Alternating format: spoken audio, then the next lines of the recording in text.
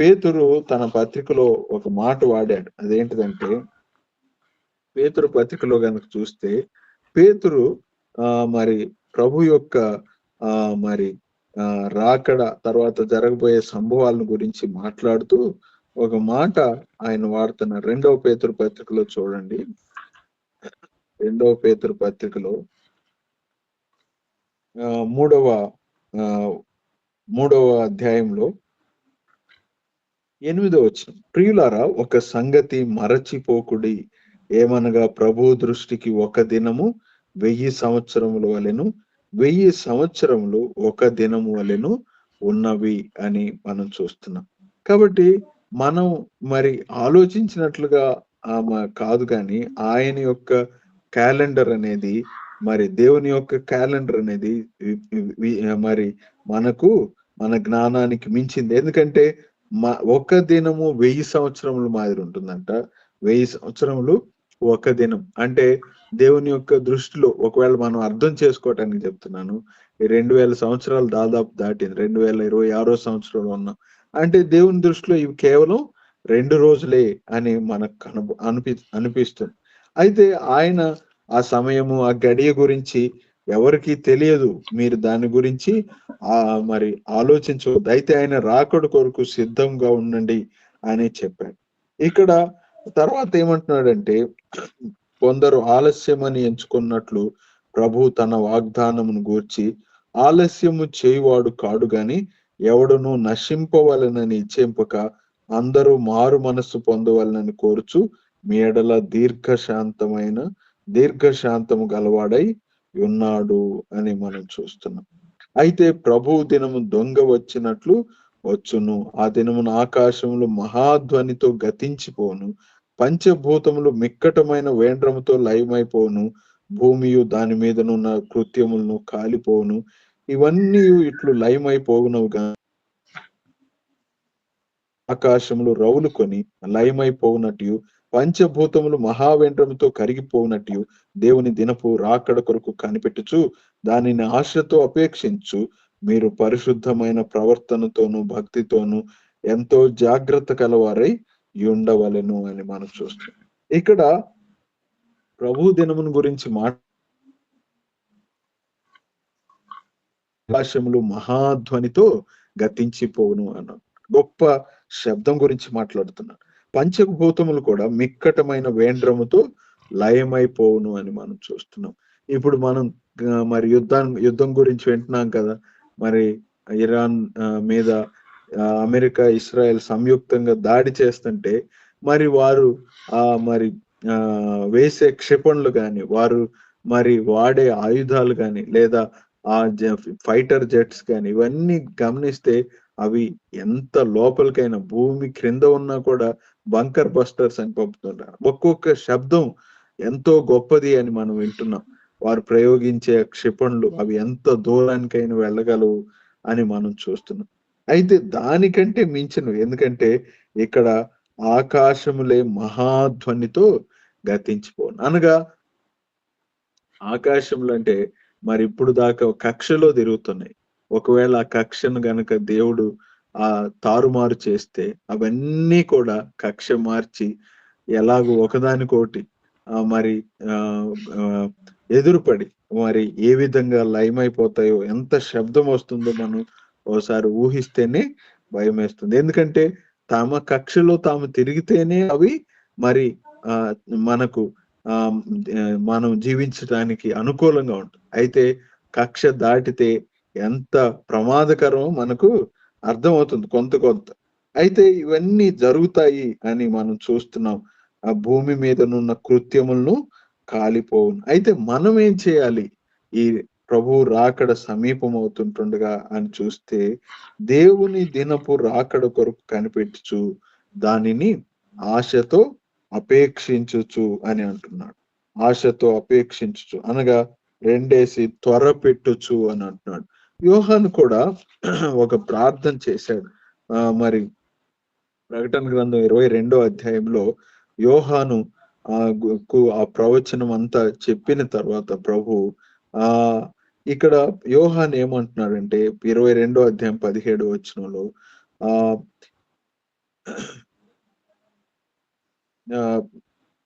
20వ వచనంలో చూడండి, ఈ సంగతులను గూర్చి సాక్ష్యం ఇచ్చేవాడు అవును త్వరగా వచ్చుచున్నానని చెప్పుచున్నాడు. ఆమేన్. ప్రభు అయిన యేసు రమ్ము అంటున్నాడు. ప్రభు త్వరగా వస్తున్నాను అని చెప్పుచుండగా ఇక్కడ యోహాను దాని గురించి విని ఆమేన్ అని చెప్పి ప్రభు అయిన యేసు రమ్ము అని అంటున్నాడు. మరనాథ అనే మాట మనకు తెలుసు. కాబట్టి మనము ఆయన యొక్క మరి ఆ రాకడను మరి అపేక్షించే వారంగా ఉండాలి. అదే సమయంలో పేతురు పత్రికలో మనం చూస్తే 2వ పేతురు పత్రిక 3వ అధ్యాయం 12వ వచనంలో మీరు పరిశుద్ధమైన ప్రవర్తనతోను భక్తితోను ఎంతో జాగ్రత్త గలవారై ఉండవలెను అని మనం చూస్తున్నాం. ఆయన రాకడకు సంబంధించిన సూచనలు జరుగుతూ ఉంటుండగా మరి కార్యములు జరుగుతూ ఉంటుండగా మరి పరిశుద్ధమైన ప్రవర్తన మన జీవితాల్లో అవసరమైనది. భక్తితో ఎంతో జాగ్రత్త గలవారై ఉండవాలి. మన భక్తి గురించి మనం ఎలా జాగ్రత్త తీసుకుంటున్నామా లేదా అనేది మనకు మనం పరిశీలన చేసుకోవాలి. ఇప్పుడు మనకు ప్రపంచంలో మరి పరిస్థితులు గమనిస్తున్నట్లయితే మనము మరి గమనించవచ్చు ఆయన రాకడ సమీపముగా ఉంది. మరి ద్వారమున వద్దనే ఉన్నాడు ప్రభు అని మనం చూస్తున్నాం. అయితే మనం ఎలాగుండాలి అని చూసినట్లయితే ఫిలిప్పీ పత్రికలో కూడా 2వ అధ్యాయం 12వ వచనంలో భయముతోను మధ్యలో ఉన్న చూడండి, భయముతోను వణుకుతోను మీ సొంత రక్షణను కొనసాగించుకొనుడి అని మనం చూస్తున్నాం. కాబట్టి మన ప్రభు రాకడ సమీపం అవుతుండగా మనము భయముతో వణుకుతో మన రక్షణను కొనసాగించుకోవాలి అంటున్నాడు. 2వ కొరింథీ పత్రికలో కూడా ఇంకొక మాట మనకు కనబడుతుంది. 2వ కొరింథీ పత్రిక 7వ అధ్యాయం చూస్తే మొదటి వచనంలో 2వ కొరింథీ పత్రిక 7వ అధ్యాయం మొదటి వచనంలో ప్రియులారా మనకు ఈ వాగ్దానములు ఉన్నవి గనుక దేవుని భయముతో పరిశుద్ధతను సంపూర్తి చేసుకొనుచు శరీరమునకును ఆత్మకును కలిగిన సమస్త కల్మషం నుండి మనలను పవిత్రులనుగా చేసుకొందుము అని అంటున్నాడు. అనగా ఈ వాగ్దానం మనకున్న ఏమంటే ప్రభు వస్తాడనే వాగ్దానం. ఆయన మరి మనలను తీసుకొని వెళ్తాడు అనే శుభప్రదమైన నిరీక్షణ మనకున్నది. ఈ వాగ్దానం మనకుంటుండగా మనం ఏం చేయాలంటే దేవుని భయముతో ఆ పరిశుద్ధతను సంపూర్తి చేసుకొనొచ్చు అని అంటున్నాడు. పరిశుద్ధతను పర్ఫెక్టింగ్ హోలీనెస్ అనే మాట మనకు ఇంగ్లీష్ లో కనపడుతుంది. ఏం చేయాలంటే అప్పుడు ఎలాగూ దాన్ని పర్ఫెక్ట్ చేసుకోవాలంటే శరీరమునకును ఆత్మకును కలిగిన సమస్త కల్మషము నుండి మనలను పవిత్రులనుగా చేసి కొందము అని అంటున్నాను. ఇక్కడ శరీరమునకు ఆత్మకు కలిగిన కల్మషం ఉంది. ఆ కల్మషం ప్రతిరోజు మనం అందుకని పేతురుతో ప్రభు పాదములు కడగబోతున్నప్పుడు పేతురు నా శరీరం అంతా కడుగు అంటే అవసరం లేదు, రక్షణ పొందావు కదా, స్నానం చేసిన వానికి పాదాలు కడుక్కుంటే చాలు అని చెప్పాడు. కల్మషం అనేది మన మీదకి ప్రతిరోజు వస్తుంది. అయితే దాని నుండి మనలను మనం పవిత్రులుగా చేసుకోవాలి. ఈ విధంగా ఆ దేవుని భయముతో పరిశుద్ధతను సంపూర్తి చేసుకోవచ్చు. మనకు తెలుసు యోసేపు తన జీవితంలో దేవుని భయము ఎలాగూ కలిగి ఉన్నాడు అనేది మనకి మనందరికి పరిచయమైన మాట.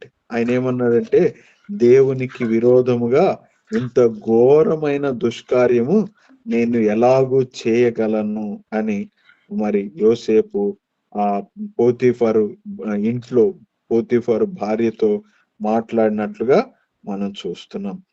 మరి దేవునికి విరోధం ఆదికాండం 39వ అధ్యాయం 9వ వచనంలో నేనిట్లు ఇంత ఘోరమైన దుష్కార్యమును చేసి దేవునికి విరోధముగా పాపము కట్టుకొందును అని అంటున్నాడు. కాబట్టి దేవుని భయం అది మరి ఎక్కడున్నా కూడా అది ఏ పరిస్థితుల్లో ఉన్నా కూడా ఉండాలి అని లేఖనాల్లో చూస్తున్నాం. దేవుని భయముతో పరిశుద్ధతను మనం సంపూర్తి చేసుకోవాలి అని గమనిస్తున్నాం. ఇప్పుడు ఆయన రాకడను గురించి మాట్లాడుతూ ఉంటుండగా ఇంత క్రితం దేవుడు మరి ఏదైతే దానియేలుకు మరి ప్రవచనం తెలియచేశాడు. అవి ఎట్లు నెరవేర్చబడ్డాయో అని మనం గమనించినట్లయితే, ఇప్పుడు ఆయన రాకను గూర్చిన తెలియచేసిన మాటలు కూడా మరి కన్నుల ఎదుట ఎలాగూ నెరవేర్చబడుతున్నాయో కొద్దిసేపు దాని గురించి ధ్యానం చేద్దాం. దానియేలు గ్రంథం 2వ అధ్యాయానికి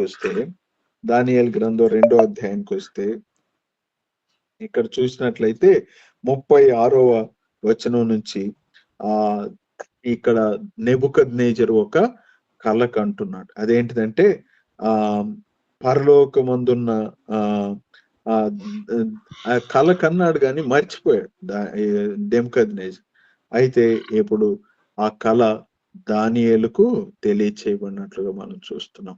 లోకంలో మరి దేవుడు తెలియచేసే మాటలు వారికి అర్థం కావు. అయితే మనకు ప్రభు తన ఆత్మ ద్వారా వాటిని తెలియచేస్తూ ఉంటుండగా సువార్త మనకి ఇచ్చాడు. ఇప్పుడు ఆ సువార్తను మరి లోకమునకు తెలియచేయాల్సిన బాధ్యత మనకు బయలుపరిచాడు సువార్తను.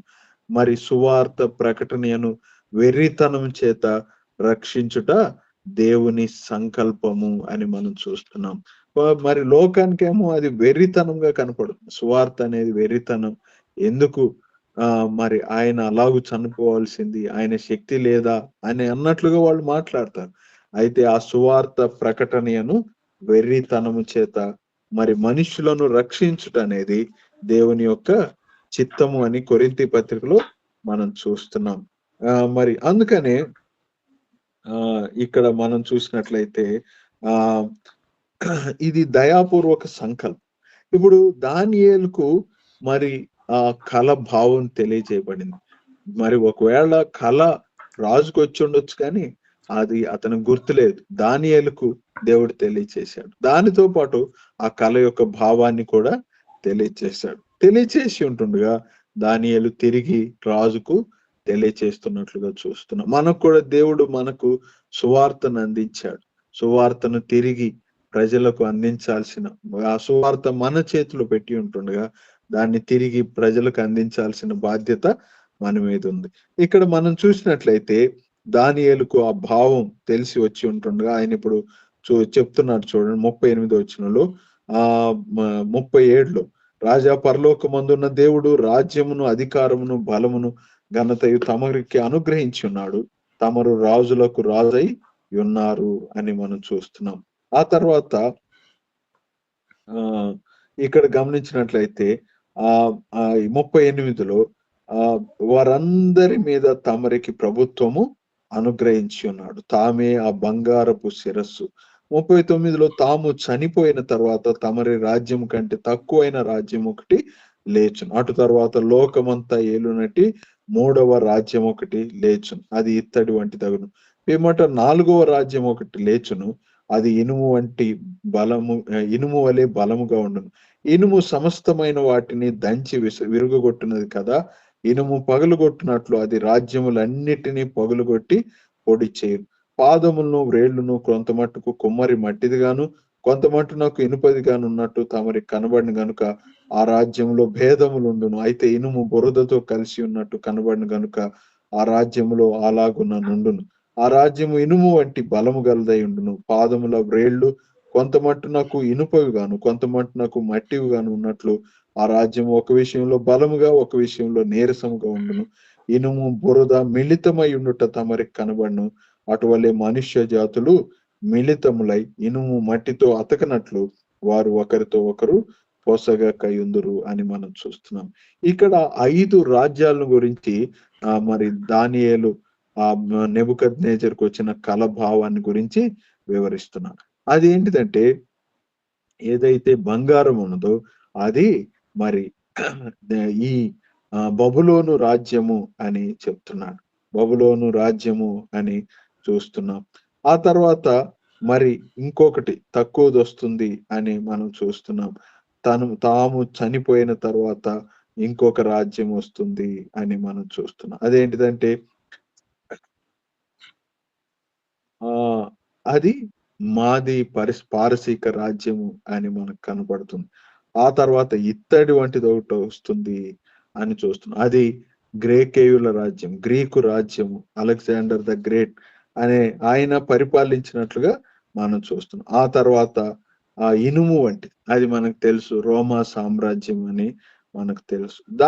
ఇక్కడ నెబుకద్నెజరుకు కల వచ్చినప్పుడు అది ఎలా కనపడిందంటే ఒక పెద్ద విగ్రహం మాదిరి కనపడుతుంది. ఏంటిదంటే బంగారము, తర్వాత ఇత్తడి, ఆ తర్వాత ఇలా రకరకాల ఖనిజాలు లేదా లోహాలు ఉన్నట్లుగా మనము చూస్తున్నాం.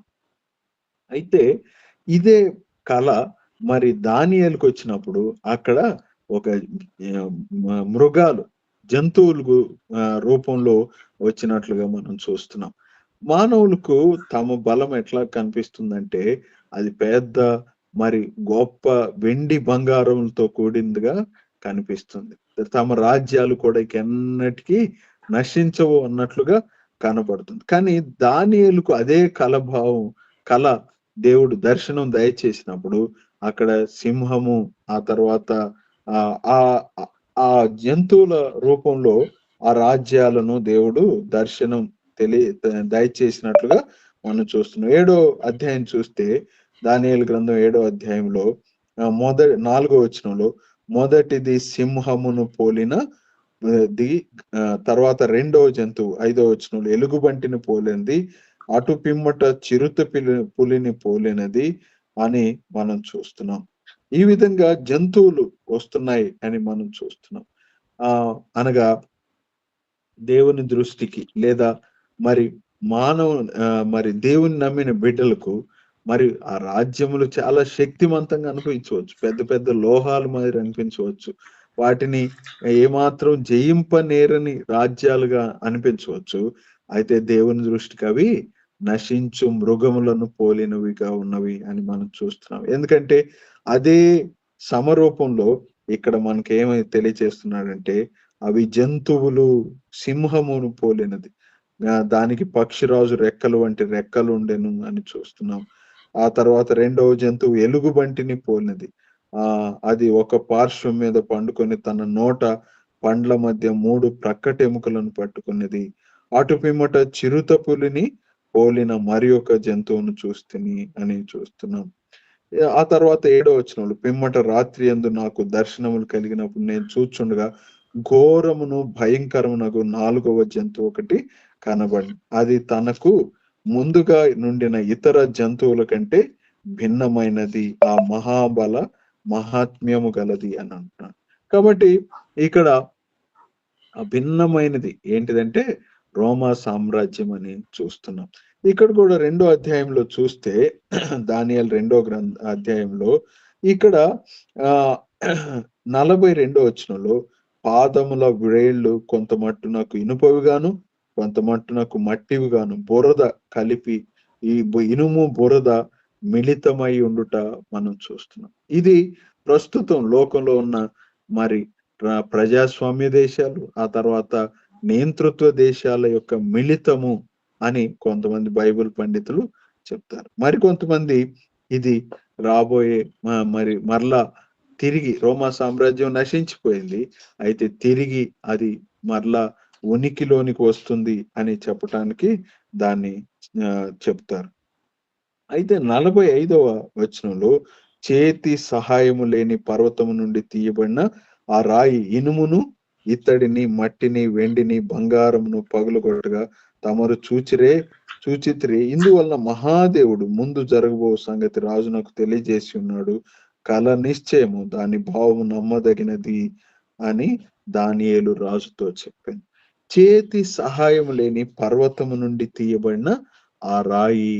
మనకు తెలుసు మన ప్రభు ఎవరంటే ఆయన మరి పేతురు పత్రికలో మనం చూసినట్లయితే ఆయన ఎవరు అని గమనించినట్లయితే ఆయన మూలకు తలరాయి అని మనం గమనిస్తున్నాం. మూలకు తలరాయి అయి ఉన్నాడు అని మనం చూస్తున్నాం. ఇక్కడ మనం చూస్తే పేతురు పత్రిక, మొదటి పేతురు పత్రిక 2వ అధ్యాయం 4వ వచనంలో మనుష్యుల చేత విసర్జింపబడినను దేవుని దృష్టికి ఏర్పరచబడినది అమూల్యమును సజీవము అయిన రాయియగు ప్రభు నొద్దకు వచ్చిన వారై అని మనం చూస్తున్నాం. ఆ బండ క్రీస్తే అని, మరి ఆ బండలోనిది వారందరూ పానము చేసిరి అని ఇశ్రాయేలీయుల గురించి అరణ్య యాత్రను గురించి మాట్లాడుతూ పౌలు చెప్తున్నాడు కొరింథీ పత్రికలో, ఆ బండ క్రీస్తు అని మనకు అక్కడ ఆయన వివరిస్తున్నాడు. కాబట్టి మన ప్రభు వారందరినీ ఆ రాజ్యాలను జయించబోతున్నాడు అని మనం చూస్తున్నాం. కాబట్టి ఎంత గొప్ప రాజ్యమైనా దేవుడు వాటికి ఒక సమయం నిర్ణయించాడు. ఆయన కాలములు, ఆయన నిర్ణయ కాలములు అని మనం చూస్తున్నాం. ఆయన చేతిలో సమయం ఉన్నది. దాన్ని ప్రకారం ఆయన లోకాన్ని నడిపిస్తాడు అని మనం చూస్తున్నాం. కాబట్టి ఇక్కడ ఆ దాని Who rush incoming call? ఆహ్, ఆహ్, 5వ వచనం చూడండి. దానియేలు గ్రంథంలోని 7వ అధ్యాయం 5వ వచనం. పోలినది ఇది కూడా మాదీయ పారసీక రాజ్యము అని మనం చూస్తున్నాం. అది ఒక పార్శ్వమున పండుకొని దాని నోట పండ్ల మధ్య 3 ప్రక్కటెముకలను మరి పట్టుకొనినది అని చూస్తున్నాం. ఒక ప్రక్క పడుకున్నది అంటే ఇది పారసీక రాజ్యం. ఇప్పుడు ప్రస్తుతం ఇరాన్ మీద యుద్ధం జరుగుతుంది కదా. ఇరాన్ కూడా ఇంతకు ముందు పారసీక దేశం అనగా పర్షియా అనే వాళ్ళని మనం పేపర్లో చదువుతున్నాం. అది ఒక ప్రక్క పండుకొని దేవుడు దానికి ఆ సమయంలో అధికారం ఇచ్చాడు. అయితే దాన్ని తీసేశాడు అని మనం చూస్తున్నాం. ఇక్కడ 3 ప్రక్కటెముకలను పట్టుకున్నది అనగా ఏ దేశాలనైతే అది జయించిందో ఆ 3 అనే మాట ఇక్కడ దేవుడు తెలియజేస్తున్నాడు. లెమ్ము విస్తారముగా మాంసము భక్షించమని దానితో చెప్పి అటుమట చిరుత పులిని పోలిన మరి ఒక జంతువును చూచితిని. చిరుత పులి అనగా మరి గ్రీకు రాజ్యము అని మనకు అర్థమవుతుంది. అలెగ్జాండర్ అనే గొప్ప చక్రవర్తి ఆయన ప్రపంచ వ్యాప్తంగా జయం పొందాడు అని మనం చూస్తున్నాం. 7వ వచనంలో చూస్తే నాకు ఘోరమును భయంకరమునగు 4వ జంతువు ఒకటి కనబడను. అది తనకు ముందుగా నుండిన ఇతర జంతువులకు భిన్నమైనది. అది మహాత్మ్యములు కలిగినది. దానికి పెద్ద ఇనుప దంతములు 10 కొమ్ములు ఉండెను. అది సమస్తమును భక్షించుచు తుత్తునీయులుగా చేయుచు మిగిలిన దాన్ని క్రాళ్ల క్రింద అనగద్రొక్కుచుండెను అని చూస్తున్నాం. ఇక్కడ ఇది రోమా సామ్రాజ్యం ప్రభు అయిన యేసుక్రీస్తు ఈ లోకంలో శరీరధారిగా ఉంటున్నప్పుడు ఈ సామ్రాజ్యం మరి ఉండింది అని మనం చూస్తున్నాం. రోమా సామ్రాజ్యం ఎంత కఠినమైందో మనకు తెలుసు.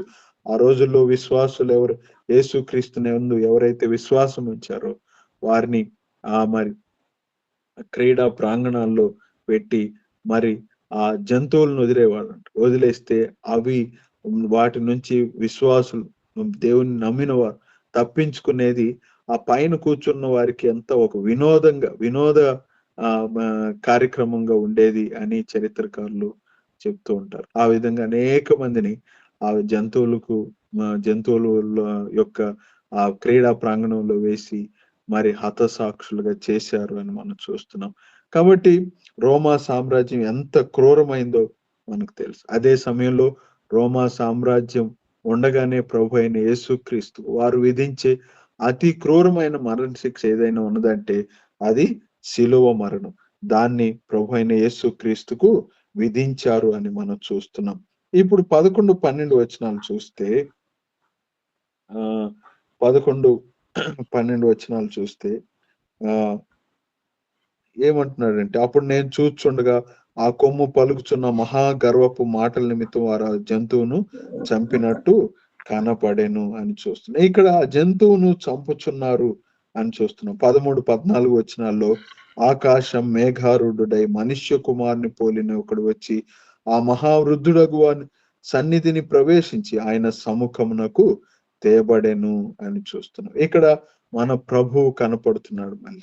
మన ప్రభు కనపడుతున్నాడు. కాబట్టి ఏ రాజ్యము కూడా శాశ్వతం కాదు. ఆయన చిత్తమే సమస్తము భూమి యందు నెరవేర్చబడుతుంది. అందుకని హబక్కు గ్రంథంలో కూడా ఒక మాట మనకు కనబడుతుంది. హబక్కు గ్రంథాన్ని కనుక మనం చూస్తే అక్కడ సముద్రము జలములతో నిండి ఉన్నట్టు భూమి యెహోవాను కూర్చిన జ్ఞానముతో నిండి ఉన్నది అని మనకు హబక్కు గ్రంథం 2:14 కనబడుతుంది. సముద్రము జలములతో నిండి ఉన్నట్లు భూమి యెహోవాను గూర్చిన జ్ఞానముతో నిండి ఉంది. యెషయా గ్రంథం 11:9 కూడా అదే మాట మనకు కనబడుతుంది. కాబట్టి ఇక్కడ తర్వాత మనం గమనించినట్లయితే ఆ 7వ అధ్యాయం 8వ ఈ కొమ్ములను కనిపెట్టగా ఒక చిన్న కొమ్ము వాటి మధ్యన లేచెను. దానికి స్థలం ఇచ్చుటకై ఆ కొమ్ముల్లో 3 పెరికి వేయబడినవి. ఈ కొమ్మునకు మానవుల కన్నుల వంటి కన్నులను గర్వముగా మాట్లాడు నోరును ఉండెను అని చూస్తాం. ఈ కొమ్ము క్రీస్తు విరోధిని సూచిస్తున్నదని మరి లేఖనాల్లో మనం గమనించవచ్చు. 2వ తెస్సలోనికైలకు రాసిన పత్రికలో కనుక మనం చూస్తే 3 చూస్తే అక్కడ ఆ నాశన పుత్రుడు ఎలాగొస్తాడో అని మనకు చూస్తుంది. నాశన పాత్రుడు 2వ అధ్యాయము 3-10 చూస్తే మొదట భ్రష్టత్వం సంభవించి నాశన పాత్రుడగు పాప పురుషుడు బయలుపడితేనే గాని ఆ దినం రాదు. ఏది దేవుడు అనబడనో, ఏది పూజింపబడనో దాన్ని అంతటిని ఎదిరించుచు దానికి అంతటికి పైగా వాడు తను తానే హెచ్చించుకొనుచు తాను దేవుడునని తన్ను కనపరుచుకొనుచు దేవుని ఆలయంలో కూర్చుండును గనుక ఏ విధముగానైనను ఎవడును మిమ్మును మోసపరచనీయకుడి. నేను ఇంకను మీ వద్ద ఉన్నప్పుడు ఈ సంగతులను మీతో చెప్పినది మీకు జ్ఞాపకం లేదా? కాగా వాడు తన సొంత కాలమందు బయలుపరచబడిన వలనని వాణ్ణి అడ్డగించినది ఏదో అది మీరు ఎరుగుదురు. ధర్మ విరోధ సంబంధమైన మర్మం ఇప్పటికే క్రియ చేయుచున్నది గాని ఇది వరకు అడ్డగించున్నవాడు మధ్య నుండి తీసివేయబడి వరకే అడ్డగించును. అప్పుడు ఆ ధర్మ విరోధి బయలుపరచబడును. ప్రభు అయిన యేసు తన నోటి ఊపిరి చేత వాణ్ణి సంహరించి తన ఆగమన ప్రకాశం చేత నాశనం చేయును. నశించుచున్న వారు తాము రక్షింపబట్టుకై సత్య విషయమైన ప్రేమమును అవలంబింపకపోయిరు గనుక వాని రాక అబద్ధ విషయమైన సమస్త బలముతోనూ నానా విధములైన సూచక్రియలతోనూ మహత్కార్యములతోనూ దుర్నీతిని పుట్టించు సమస్త మోసముతోనూ నశించుచున్న వారిలో సాతాను కనపరచు బలమును అనుసరించి ఉండును. ఇందుచేత సత్యమును నమ్మక దుర్నీతి యందు అభిలాష గల వారందరూ శిక్షావిధి పొందుటకై అబద్ధమును నమ్మునట్లు మోసము చేయు శక్తిని దేవుడు వారికి పంపుచున్నాడు అని మనం చూస్తాం. కాబట్టి అన్నిటినీ ఎదిరించేవాడు దేవుని ఆలయంలో కూర్చుండపోవచ్చున్నాడు అని మనం చూస్తున్నాం. ఇంతకుముందు చరిత్రలో కూడా మనం చూస్తే దానియేలు గ్రంథంలో ఉన్నది. అంతియోకస్ ఎపిఫానస్ అని ఆయన వచ్చి మరి దేవాలయాన్ని పాడు చేసినట్లుగా మనకు కనబడుతుంది. మరి ఈ ప్రకటన గ్రంథం 13వ అధ్యాయం 14-15 కూడా ఈ క్రీస్తు విరోధి వచ్చి తన రూపాన్ని ఆలయములో ప్రతిష్ఠిస్తాడు అని మనం చూస్తున్నాం. అయితే ఇక్కడ చూస్తే వాని రాక ఎలాగుంటుందంటే అబద్ధ విషయమైన సమస్త బలముతో, తర్వాత దుర్నీతిని పుట్టించు సమస్త మోసముతో, సత్యమును నమ్మక దుర్నీతి యందు అభిలాష గల వారందరూ శిక్షా విధిని పొందుటకై అబద్ధమును నమ్మునట్లు మోసము చేయు శక్తి కలిగినదై ఉంటుంది అని చూస్తున్నాం. కాబట్టి సమస్త బలముతో అతను వస్తాడు, అబద్ధ విషయమైన సమస్త బలముతో, తర్వాత ఇంకా మనం చూస్తే సమస్త మోసముతో. కాబట్టి మన ప్రభు మత్తయి సువార్త 24వ అధ్యాయంలో ఏం చెప్పాడంటే మోసపరచకుండా చూచుకొనుడి అని చూస్తున్నాం. ఇప్పుడు సాతాను యొక్క మరి స్వభావం ఏంటిదంటే మోసపరిచేవాడు అని మనం చూస్తున్నాం. యోహాను సువార్త 8వ అధ్యాయంలో చూస్తే మరి అపవాదిని గురించి ప్రభు మాట్లాడుతూ ఏమంటున్నాడంటే యోహాను సువార్త 8వ అధ్యాయం 4వ వచనంలో మీరు మీ తండ్రి యగు అపవాది సంబంధులు, మీ తండ్రి దురాశలు నెరవేర్చుకోరుచున్నారు. ఆది నుండి వాడు నరహంతకుడై ఉండి సత్యమందు నిలిచిన వాడు కాడు, వాని యందు సత్యమే లేదు. వాడు అబద్ధమాడినప్పుడు తన స్వభావమును అనుసరించే మాట్లాడును.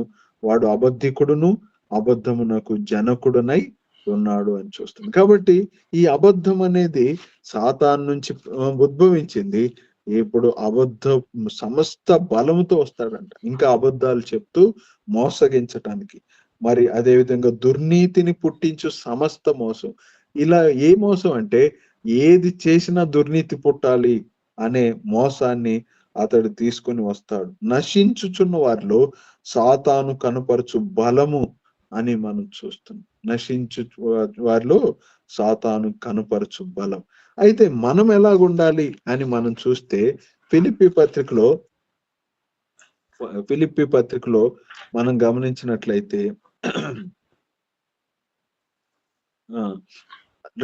3వ అధ్యాయం 10-11 వచనాలు చూస్తే ఆయన మరణ విషయంలో సమానానుభవం గలవాడినై ఆయనను ఆయన పునరుత్థాన బలమును ఎరుగు నిమిత్తము అని చూస్తున్నాం. ఇక్కడ ఆయన పునరుత్థాన బలాన్ని మనం ఎరగాలి. ఇక్కడ నశించుచున్న వారిలో అపవాది ఏం చేస్తాడంటే మరి బలమును ప్రదర్శిస్తాడు అని చూస్తున్నాం. అందుకని సత్యమును నమ్మక దుర్నీతి అందు ఎవరైతే అభిలాష కలిగి ఉంటారో వారికి అబద్ధమును నమ్మునట్లు మోసము చేయు దేవుడు వారికి పంపుచున్నాడు. మనం తెలుసు, లేఖనాల్లో మనం చూస్తే యెహోషాపాతు కలిసి యుద్ధానికి వెళ్ళాలంటే ప్రవక్తలందరినీ పిలిపిస్తాడు. అయితే ఇప్పుడు అక్కడ ప్రవక్త వచ్చినప్పుడు ఈ ప్రవక్త నా గురించి ఎప్పుడు మరి మేలుకరమైన సంగతులు చెప్పడని చెప్పినప్పుడు యెహోషాపాతు కాదంటే అప్పుడు ఆహాబు ప్రవక్తను మాట్లాడమంటే ఆ ప్రవక్త చెప్తాడు, వీరిని ఎలాగూ ఎవరైతే ప్రవక్తలని చెప్పుకుంటూ నీవు విజయం సాధిస్తావు యుద్ధానికి వెళ్తే అని చెప్తున్నారో వారి మధ్య మోసం చేయటానికి దేవుడు దురాత్మను పంపించాడు అని చెప్తున్నాడు. కాబట్టి కొన్నిసార్లు మనం సత్యమును అనుసరించకపోతే, మనం అంటే లోకం సత్యమును అనుసరించకపోతే వారిని మోసం చేయటానికి దురాత్మలను దేవుడే పంపిస్తున్నాడు. మోసము చేయు శక్తిని దేవుడు వారికి పంపుచున్నాడు. ఎలాగంటే ఆ దురాత్మలను పంపుట ద్వారా అని మనం చూస్తున్నాం. లోకంలో మనకు తెలుసు అనేక మంది గొప్ప కార్యాలు చేసేవారు ఉన్నారు. మరి అనేక మంది తమ క్రియల ద్వారా మరి ఈ అద్భుతం అని చెప్పించుకునేవారు ఉన్నారు. వారి అందరిని చూస్తే మనకు లేఖనాన్ని బట్టి ఏం అర్థం అవుతుందంటే దేవుడు వారు సత్యమును నమ్మరు కాబట్టి అబద్ధమును నమ్మునట్లు మోసము చేయు శక్తిని వారి మీదకి పంపించాడు అపవాది ద్వారా అని మనకు అర్థమవుతుంది. ఆ తర్వాత ఇంకా మనం చూసినట్లయితే ప్రకటన గ్రంథంలో కూడా 13వ అధ్యాయం మొదటి 10 వచనాలు చూస్తే అక్కడ కూడా ఎలాగూ ఈ శక్తి ఉంటుందో అనేది మనం గమనించవచ్చు. అపవాది యొక్క శక్తి అనేది మనకు 10 కొమ్ములు 7 తలలు గల ఒక క్రూరమైన మృగము సముద్రములో నుండి వచ్చును అని చూస్తున్నాం. ఆ తర్వాత 4వ వచనంలో ఈ మృగముతో సాటి ఎవడు, దానితో యుద్ధము చేయగలవాడెవడు అని చెప్పుకొనుచు ఆ మృగమునకు నమస్కారము చేసిరి. డంబపు మాటలు దేవదూషణలు పలుకు ఒక నోరు దానికి ఇవ్వబడెను. మరియు 42 నెలలు తన కార్యము జరుపున అధికారం దానికి ఏర్పాటైంది. కనుక దేవుని దూషించుటకు ఆయన నామమును ఆయన గుడారమును పరలోక నివాసులను దూషించుటకును అది తన నోరు తెరచెను. ఇక్కడ మనం చూస్తే ఇక్కడ దూషించే అధికారం, అంత మాత్రమే కాదు డంబపు మాటలు పలికే అధికారం ఇస్తున్నాడు అని చూస్తున్నాం. మనం కూడా ఇప్పుడు లోకంలో మరి సోషల్ మీడియాలో కూడా మనం చూస్తూ ఉంటాం. ఎంతో మంది మరి దూషించే వారు కనబడుతూ ఉంటారు.